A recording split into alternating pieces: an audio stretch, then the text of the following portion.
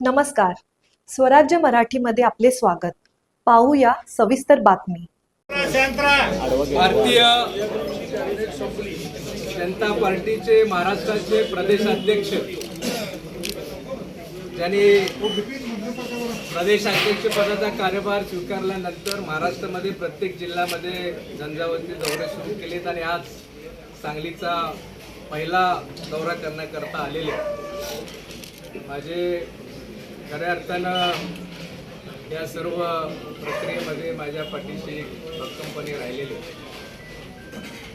माननीय आमदार रवींद्रजी चव्हाण साहेब, या जिल्ह्याचे पालकमंत्री, महाराष्ट्रातले ज्येष्ठ नेते आणि माझे दुसरे मार्गदर्शक महाराष्ट्राचे उच्च तंत्रशिक्षण मंत्री आदरणीय चंद्रकांत दादा.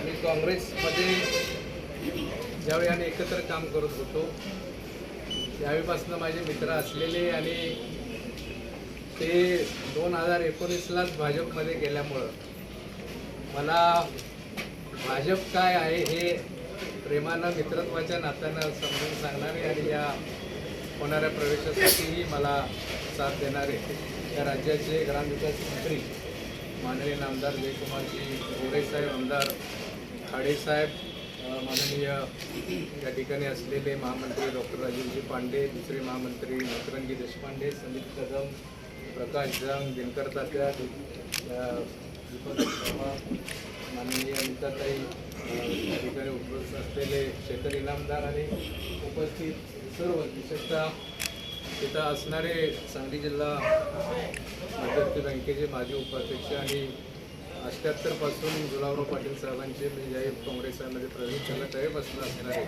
आणि बाळासाहेब गुरव, काँग्रेस साहेबचे माजी अध्यक्ष आणि अप्पासाहेब पाटील, उपस्थित सर्वच माझे नावं उल्लेख राहिल्यानंतर क्षमा असावी घेतले आणि उपस्थित सर्वच या ठिकाणी असणारे काँग्रेस पक्षाचे चारी ब्लॉकचे अध्यक्ष असतील, माजी नगरसेवक असतील, सेलचे अध्यक्ष आहेत आणि उपस्थित असणारे आता सर्वच ग्रामीण भागातून आलेले सांगली विधानसभा मतदारसंघाचे असतील, प्रत्येक वॉर्डातून आलेले कार्यकर्ते असतील आणि उपस्थित असणारे पत्रकार बंधू, इलेक्ट्रॉनिक मीडिया, फोटोग्राफर बंधू वगैरे. आज या ठिकाणी मी ज्यांची नावं घेतली अशा सर्वांचं या ठिकाणी मनापासून स्वागत करतो आणि हा स्वागत करत असताना तमाम इथं उपस्थित असणाऱ्या आमच्या कार्यकर्त्यांच्या वतीनं विशेषतः आम्हा सर्वांना एक आश्चर्यकारक घटना जी वाटली की माझा अजूनही भारतीय जनता पक्षात प्रवेश व्हायचा आहे, परंतु मी असा एकमेव कार्यकर्ता राज्यातला असेल जो काँग्रेसचा कार्यकर्ता म्हणून असेल की माझ्या प्रवेशापूर्वीच भारतीय जनता पार्टीचे प्रदेशाध्यक्ष माननीय आमदार रवींद्रजी चव्हाण साहेब या ठिकाणी आपल्या सर्वांना भेटण्याकरता घरी आले.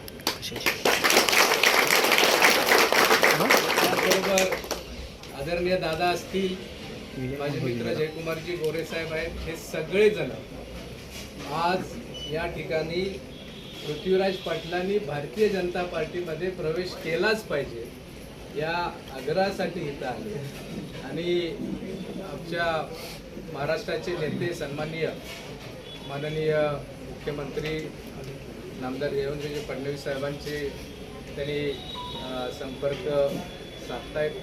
तर दादांनी सांगितल्याप्रमाणे थोड्याच वेळामध्ये तो संपर्क होईल आणि अशी पहिल्यांदा ही घटना अशी घडते की तिघही या ठिकाणी आले आणि त्यामुळं दादा तुम्ही खऱ्या अर्थानं इथं तमाम उपस्थित असणाऱ्या आम्हा सर्वांना धक्का दिलाच, पण समस्त सांगलीकरांना आपण आज धक्का दिला आहे. हे तिघही तुम्ही या ठिकाणी आलेला त्यासाठी मनापासून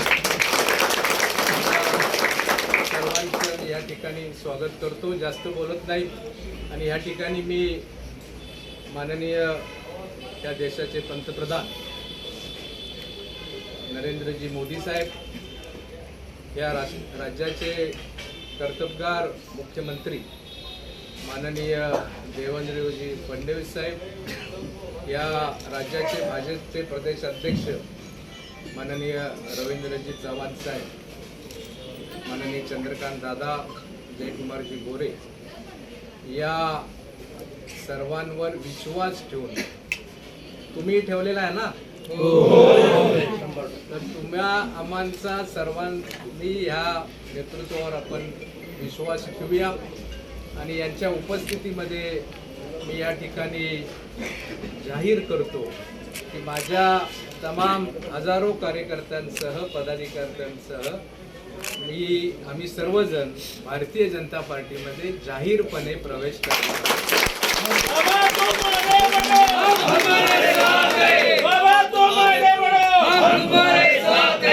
जास्त बोलणं उचित होणार नाहीये. मी एकाच वाक्यामध्ये सांगेन की भारतीय जनता पार्टीचं एक ब्रीदवाक्य आहे, राष्ट्रप्रथम, त्यानंतर द्वितीय पक्ष आणि त्यानंतर तिसरा नंबरवर व्यक्ती. तर दादा चव्हाण साहेब आणि भाऊ मी एकच सांगणार आहे की सांगलीच्या विकासासाठी हा निर्णय घेतोय. त्यामुळं माझ्या दृष्टिकोनातनं, तमाम माझ्या कार्यकर्त्यांच्या दृष्टिकोनातनं सांगली प्रथम असणार आहे, दुसरं पक्ष म्हणजे भारतीय जनता पार्टी असणार आहे आणि नंतर तिसऱ्या क्रमांकावर मी असणार आहे. त्यामुळे हे समजून तुम्ही काय घ्यायचे असतील ते पुढचे निर्णय घ्या आणि त्या नक्की आम्ही या ठिकाणी तुम्हाला अगदी जाहीरपणे आत्मविश्वासपूर्वक सांगतो की आमच्यातला एक एक कार्यकर्ता त्या जिल्ह्यामध्ये भारतीय जनता पार्टी वाढवण्यामध्ये कटिबद्ध असेल आणि कधीही न घडलेला चमत्कार मी म्हणेन की मोठ्या बहुमताने असेल, ज्याला आपण म्हणू की चांगल्या भक्कम मतात, जसं आज जवळपास 236 एवढ्या, जसं आपलं बरोबर ना 11 याचा जेवढं पाठबळ आहे 37, तसं येणाऱ्या महानगरपालिका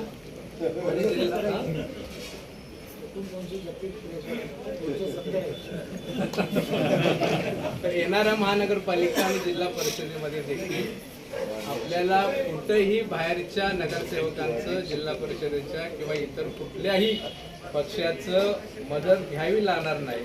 एवढं बहुमतानं आपण महानगरपालिकेची सत्ता आणि जिल्हा परिषदेची